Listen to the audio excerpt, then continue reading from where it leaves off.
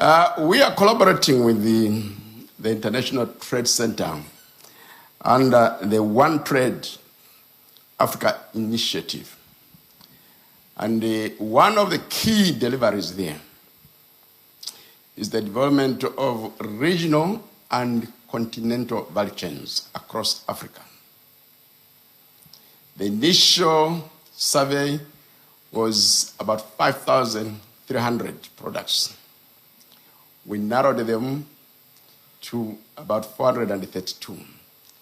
And out of those, we identified 4 priority sectors: baby food, textile and apparel, motor vehicles, and pharmaceuticals. And in making this identification, a number of issues have also come up, one of which is to promote policy and regulatory harmonization so that producers of those products can easily export them under the African continental free trade area. And that is deepening regional integration, which is very, very, very good. And of course, as we move towards the development of regional and continental integration through productive transformation, we need to ensure that there is quality and there is originality. So we have come up with the Made in Africa guide. All the companies that qualify to use that guide, we have the label Made in Africa. There's a criteria that has been established. And this guide is going to be rolled out during Africa Industrialization Week, going towards the 20th November. As we heard earlier, the International Trade Center was initially conceived as a trade information mechanism. And again, we have collaborated with the International Trade Center in coming up with the Africa Trade Observatory, which is connecting businesses together as they scout for export and import opportunities, and also connecting governments and businesses through the provision of trade information, such as trade statistics.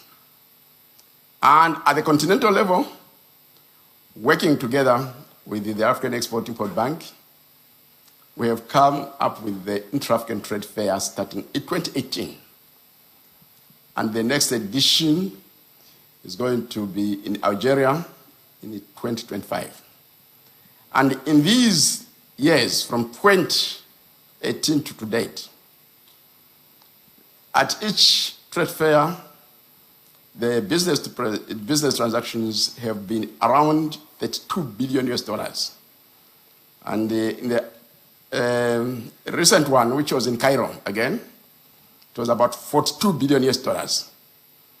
So it's growing investments across the region, which is very, very, very, very good. And of course, we are also looking at the possibility of connecting regions, working together with the African Export-Import Bank and the International Trade Center. We are surveying regional value chains between Africa and the Caribbean region.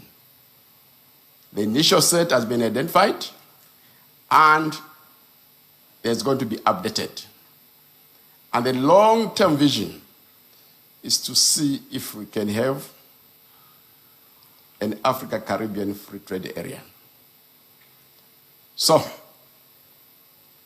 our colleagues, our partners, the International Trade Center, are very deeply involved in the process of productive transformation. And one of the activities which is still at the drawing stage is to promote productivity of entrepreneurs. And this is being done in collaboration with the EU, UNIDO, the International Trade Center, and ourselves. Our relationship has certainly grown, particularly in recent years, and quite interestingly, we did a review of all our partnership agreements at the bank, and one of the first partnerships agreements we entered into in the 1990s was with the ITC. So I'm glad that we've renewed this and taken forward the activities and the collaboration. In fact, the collaboration has extended to a number of areas. We'll touch or get more details on the how to export specifically, but just to highlight that we've expanded this collaboration to the creative sector through a Pan-African alliance, an annual survey of the African CEO to see what the market sentiment is in the continent, an AFCFTA strategy for South Sudan, and as Ambassador Muchanga mentioned, the intra-African trade fairs. But today, again, I'd like to very briefly and very specifically focus on the how to export with the AFCFTA training program, which demonstrates the impact of our partnership. The program has now trained over 10,000 MSMEs from over 50 African countries on how to trade under the AFCFTA rules. I believe the online and the offline component has received a satisfaction rating of over 90% from participants, demonstrating the huge impact this has had on MSMEs in the continent. But I can obviously stand up here and sing my own praises and say we've done these wonderful things.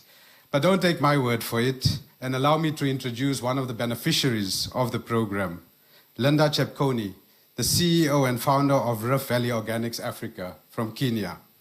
Linda attended the regional How to Export with the AFCFTA training workshop in Uganda, as well as the Women and Youth Masterclass at the AFCFTA Business Forum in Cape Town, and benefited from the focus on business, linkages, as well as pitching support.